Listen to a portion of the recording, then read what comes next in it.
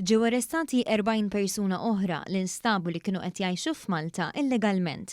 Dawn l-arresti saru f'operazzjoni mwettqa fis-sigħat bikrin tal-ġimgħa mill-Pulizija, mis-Servizzi tad-Detenzjoni u mid-Direttorat għas-Saħħa Ambjentali li għamlu spezzjonijiet fil-Marsa, fil-Ħamrun u f'Ħattart. Dan ukoll bħala parti minn ħidma ma taqta' xejn kontra l-immigrazzjoni irregolari. Waqt l-ispezzjonijiet, l-uffiċjali tkellmu ma' persuni ta' nazzjonalitajiet differenti fit-toroq f'waqfiet ta' tal-linja u anki f'binjiet. F'dawn tal-aħħar instab li kienu qed jgħixu diversi persuni barranin f'kundizzjonijiet ħżiena u mingħajr permess li jkunu f'pajjiżna.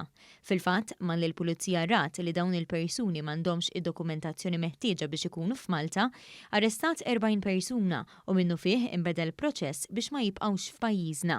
L-awtoritajiet se jkunu qed jinvestigaw l-istidin tal-postijiet fejn instabu dawn il-persuni.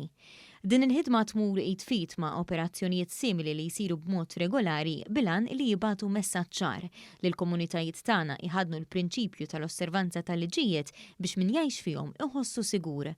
Fuq Facebook, il-Ministru għall-Internu s-Sigurtà Byron Camilleri kiteb kif dan kien it-tielet rejd fi ftit jiem kontra l-immigrazzjoni irregolari u matulu ġew issiġillati proprjetajiet u anki ġimgħatu is-servizz tad-dawl u l-ilma.